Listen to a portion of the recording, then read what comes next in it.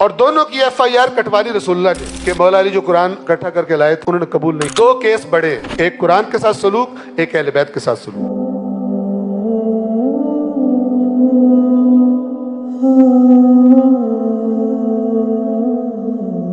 اور یہ قرآن والی کو تو باقاعدہ قرآن میں ذکر ہے، وقال الرسول یا رب ان قوم اتخذوا هذا القرآن مہجورا.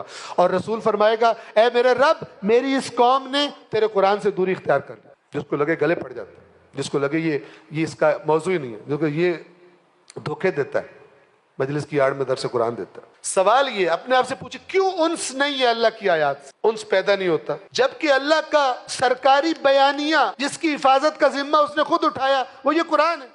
بعض لوگوں کے ذہن میں بجائے قرآن کی قریب جانے کی ترغیب دینے کے شکوک و شبہات ڈال دے. یہ بات آپ نے سنی ہے، یہ روایت آپ نے سنی ہے کہ مولا علی جو قرآن اکٹھا کر کے لائے تھے انہوں نے قبول نہیں کیا. سنی ہوئی ہے نا؟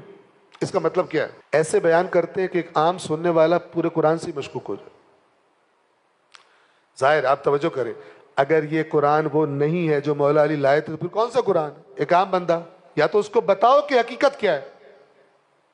میں آپ سے سوال کرتا ہوں، آپ سے سوال کرتا ہوں کہ دو ثقلین ہیں، ایک قرآن ہے اور ایک اہل بیت ہے. تو جب مولا علی ابتدا میں قرآن مجید کو جمع کر کے لائے اور وہ قبول نہ کیا گیا اور وہ قرآن ایسا تھا جو انہوں نے قرآن جمع کیا اس سے ہٹ کے تھا، اس کا ٹیکسٹ اور تھا، مولا علی کے قرآن کا ٹیکسٹ اور تھا. فرض کریں ایسا ہوا تو جب مولا علی علیہ السلام کو خلافت ملی، حکومت ملی، انہیں پہلا کام کیا کرنا چاہیے تھا؟ جو بندہ ایک حکمران سے کمپرومائز نہ کر کے اپنی پوری حکومت داؤ پہ لگا رہا ہے، وہ جھگڑا امپورٹنٹ ہے یا اللہ کا قرآن امپورٹنٹ ہے؟ جی آپ کو کہیں ملتا ہے مولا نے ایک تقریر میں بھی کہا ہو کہ قرآن میرے پاس ہے، قرآن دوسرا ہے؟ ایک یہ نہیں بتاتے، اور اللہ بڑی اچھی طرح سبق سکھائے گا ان کو. توجہ کریں. اچھا یہی بات کہ قرآن کی طرف مشکوک، کوئی بندہ قرآن سے مشکوک کر رہے کچھ بھی نہیں ہو رہا. یہی بندہ اگر امام حسین کے بارے میں مشکوک کرے اٹھ کے لتر ماریں گے اس کو. اگر کوئی بندہ کہے اے قرآن مشکوک ہے، ہمارا ریئیکشن کیا ہوگا؟ ٹھیک ہے نا. اگر کوئی بندہ کہے میں نے مولا علی تے شاک کے، ریئیکشن کیا ہوگا؟ جیسا ریئیکشن مولا علی کے بارے میں ایسی بات کو ہونا چاہیے ویسا ہی قرآن کے بارے میں ہونا چاہیے. اگر نہیں ہے ہمارا کام خراب ہے. کیوں نہیں ہے؟ توجہ کریں. اگلی بات امام علی کو عرض کر رہا تھا، امام علی کو پہلا کام کیا کرنا چاہیے؟ اسی قرآن کے بارے میں کہا گیا نا علی قرآن کے ساتھ اور قرآن علی کے ساتھ ہے، قرآن اور میرے اہل بیت کبھی جدا نہیں ہوں گے.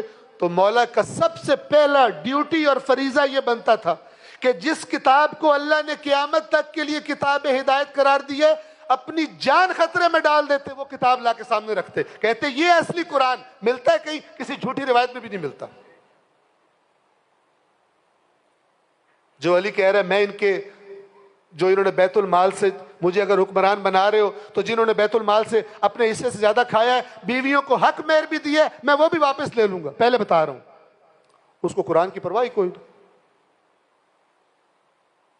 کیسے باور کر لیتے؟ آگے چلیں. وہ کون سا قرآن ہے جس کے بارے میں امام باقر امام صادق فرما رہے ہیں کہ جب بھی کوئی روایت سنو ہمارے سے منسوب اس قرآن پر پیش کرنا؟ کون سا قرآن؟ وہ تو تھا ہی نہیں. اگر آپ مان لیں اس روایت کو وہ تو تھا ہی نہیں. وہ قرآن امام زمانہ لے کر آئیں گے. اگر اس قرآن سے مراد کوئی ٹیکسٹ، قرآن کے ٹیکسٹ کی چینج ہے تو پھر یہ کون سے قرآن کے بارے میں امام باقر امام صادق امام رضا خود مولا علی بار بار کہہ رہے ہیں اس قرآن کے خلاف کچھ قبول نہ کرو؟ کون سے قرآن کے بارے؟ وہ تو ہے ہی نہیں. لیکن جو گند والی مکھی ہوتی ہے نا اسے سکون آتا ہی گند پہ بیٹھ کر. توجہ فرما رہے ہیں. لہذا اللہ تعالیٰ بہترین رحمتیں نازل فرمائے. آیت اللہ خوئی ایک ان کی تفسیر ہے البیان، اس کے مقدمے میں پڑھیے. کہتے ہیں کہ جب یہ تحریف قرآن کی بحث میں فرماتے ہیں کہ جو دلائل اس میں بحث کرنے کے بعد اینڈ میں کہتے ہیں کہ اللہ کی کتاب کا جو اہتمام کیا رسول پاک نے، اس کی حفاظت کا، ٹھیک ہے، قرآن لکھے جانے کا محتاج تھا ہی نہیں. سینکڑوں کی تعداد میں حافظ موجود تھے جو رسول اللہ کے سامنے قرآن پڑھتے، غلط پڑھتے تھے. حافظے بھی بہت قوی تھے ان کے.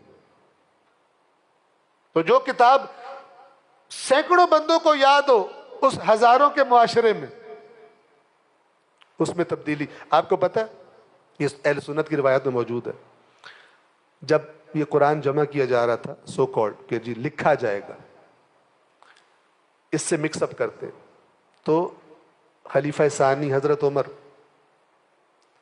وہ آئے اس ٹیم کے پاس اور ان سے کہا کہ بوڑھا مرد اور بوڑھی عورت اگر زنا کرے تو ان کو پتھر مارو، یہ آیت ہے. انہوں نے کہا کہ 2 گواہ لاؤ. پورے مدینے سے 2 بندے نہیں ملے چونکہ ان کو مخالفت حدیث کو آیت بنا دیا تھا. تو پورا زور لگایا، ایڈ نہیں کروا سکے اس میں. اتھارٹی تو اس زمانے میں مثلا وہی تھے نا، نہیں ایڈ کروا سکے. ایسے چھوٹے موٹے وہ شتونگڑے بازیوں سے اللہ کی کتاب پر شک والی نگاہ ڈالنا، اور یہ بھول جانا کہ بعد والے ائمہ نے حق کو باطل کی پہچان کا معیار ہی اس قرآن کو دیا ہے. تو جب وہ قرآن عوام کے پاس ہے ہی نہیں تو پھر کیوں کہہ رہے ہیں کہ قرآن کے سامنے جا کر پیش کرو؟ تو ایسی گند والی مکھیوں سے بچے. میں جان بوجھ کر یہ لفظ استعمال کر رہا ہوں کہ آپ کے دین کی عمارت جو 2 ستونوں پہ کھڑی ہو، ایک بندہ 1 ستون ہی نکال رہا ہو، آپ کو کتنا غصہ ہے؟ جس پر آپ کی دنیا آخرت کا دار و مدار ہے، اس عمارت کو توڑ رہا ہو، آپ کا کیسا ری ایکشن ہونا چاہیے؟ جس طرح کا ری ایکشن کوئی ایسی بات پر، مثلا کوئی روایت پڑھے، نعوذ باللہ اللہ کے نبی نے فرمایا حضرت علی بالکل اچھے نہیں، آپ کو جھٹکا لگے گا؟ نہیں ہو جی لگے گا نا. تو قرآن کے بارے میں جھٹکا کیوں لگتا ہے چاہے روایت سنائی جائے؟ کہ شامیوں نے نہیں مولا علی کے خلاف روایتیں گھڑی ہوئی ہیں. آپ وہ روایت سنیں، نام رسول اللہ کا لیا جا رہا ہو، پھر بھی آپ کا ذہن قبول نہیں کرے گا. کیوں نہیں کرے گا؟ اس لیے کہ مولا علی آپ پر واضح ہے. قرآن اس طرح واضح کیوں نہیں ہے؟ قرآن کے بارے میں وہ حساسیت کیوں نہیں ہے؟ یہ پرابلم ہے جس کی طرف توجہ کرنی چاہیے.